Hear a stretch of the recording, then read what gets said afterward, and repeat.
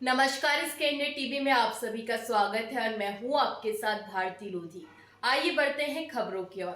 शहर की प्रसिद्ध चिकित्सक और इंडियन मेडिकल एसोसिएशन की सचिव डॉक्टर अनु निगम को वियतनाम में आयोजित भारतीय संस्कृति कार्यक्रम में उत्कृष्ट प्रदर्शन के लिए सर्वश्रेष्ठ गायक के सम्मान से सम्मानित किया गया।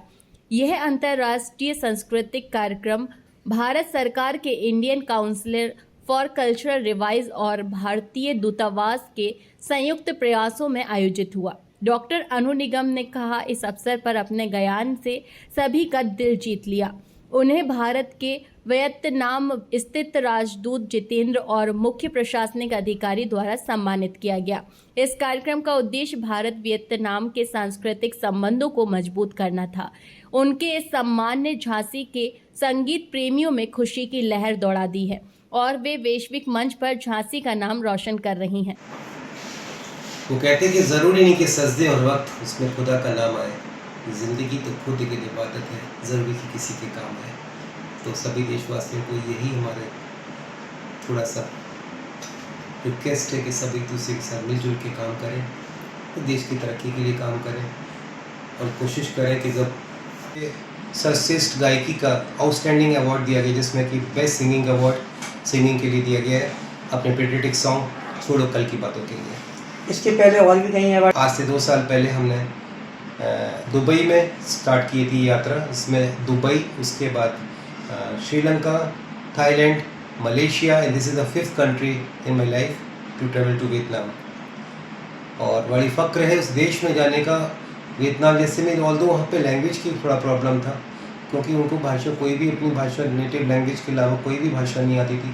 उन कठिनाइयों का थोड़ा हमको काफ़ी सामना करना पड़ा, लेकिन ये अपने आप में बड़ी आश्चर्य की बात है कि उसके बाद भी उन लोगों में एक दूसरे के प्रति जो इंडियंस के प्रति लगाव है, और उन्हें जिस तरह से हम लोग को हाथों हाथ लिया, कभी भी हमको ये नहीं लगा कि हम अपने देश के बाहर हैं। उन्हें हर बार हेल्पिंग हैंड के साथ, कभी कोई एड्रेस पूछना हो, अगर कुछ पूछना हो तो वो छोड़ के तक आते थे अपनी जगह पे।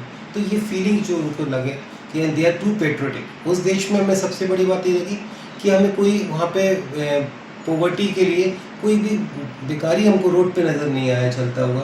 वहाँ पे पॉवर्टी प्रोहिबिटेड है इनफैक्ट। तो कहीं पे भी कुछ मेहनत कश लोग हैं, मेहनत में विश्वास करते हैं, वहाँ पे कोई भी व्यक्ति बिना काम के तो नज़र ही नहीं आया। तो अगर देश को तरक्की करनी है और आगे बढ़ना है तो सबको मिलजुल के, जिस तरह से मोदी जी कहते हैं कि सबका साथ सबका विकास, वो सत्य कहते हैं। उन्होंने हिंदुस्तान के इसके अलावा कितने देशों की यात्रा करी, वहाँ से बहुत कुछ सीख के वो आए। मैं उनको सच सलाम करता हूँ, नमस्ते करता हूँ कि उन्होंने कभी भी अपने देश को बढ़ाने के लिए जिस तरह से आगे बढ़ रहे हैं, ऐसे व्यक्तित्व और भी पैदा होंगे हिंदुस्तान में तो देश हमारा और तरक्की करेगा। तो भी अगर मिलजुल के हिंदुस्तान को अगर आगे बढ़ाना चाहते हैं तो सबको अपने को कोशिश करना चाहिए कि जिस भी फील्ड में हो उसमें अच्छा से अच्छा प्रदर्शन करें, तो हमारे देश में भी ऐसी कोई पॉवर्टी नज़र नहीं आएगी अगर मिलजुल के काम करेंगे तो।